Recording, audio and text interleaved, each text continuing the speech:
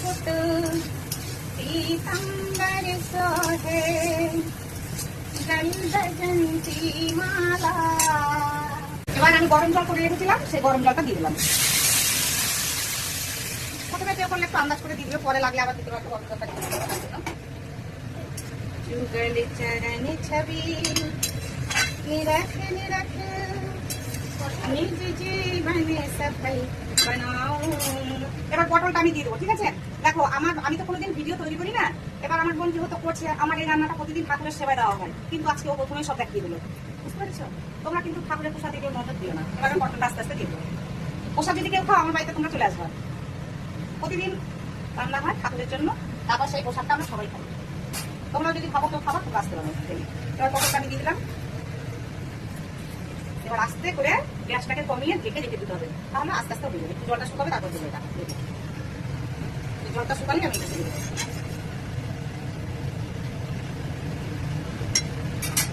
জলটা মনে হচ্ছে পরে আর একটু লাগবে।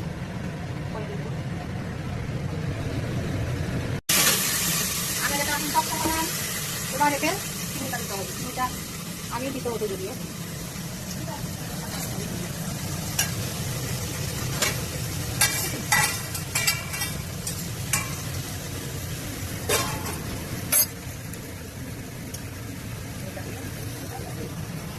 চিনিটা দিয়ে যেরকম মিষ্টি খাবে সে সেভাবেই দেবে।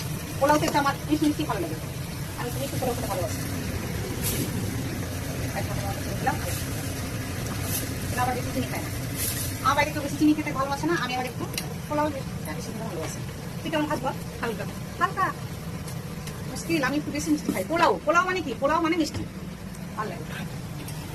এটা আরেকটু গরম জল দিতে হবে। আরেকটু গরম জল দিয়ে দিলাম। আস্তে আস্তে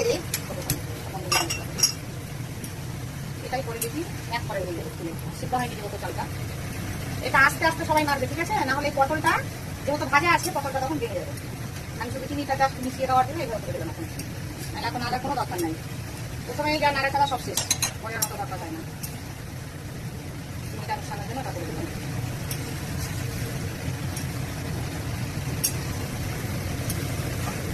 গরম মশলা দিয়ে গরম মশলাটা না দিলেও হয়, কিন্তু তবু একটু দেবো। একটু আমার গরম মশলাটা খুব ভালো। নিরামিষ যেহেতু রান্না না, ভালো লাগে।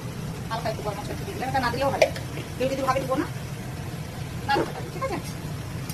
তো আমি দিয়ে দিলাম।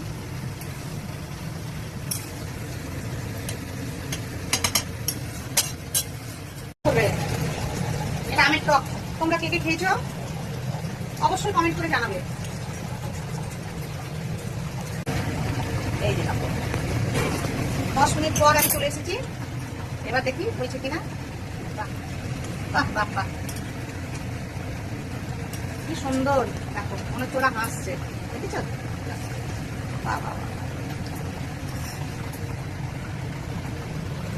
এখন এটা চলে যাবে আমার ঠাকুর ঘরে,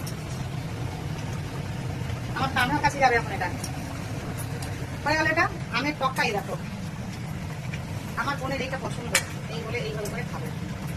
আর ছোট মাবো হয়ে গেছে তো না, একটু আরেকটু ভালো হবে। এই যে ঠাকুরকে সুন্দর করে ভোগ লাগানো হয়েছে।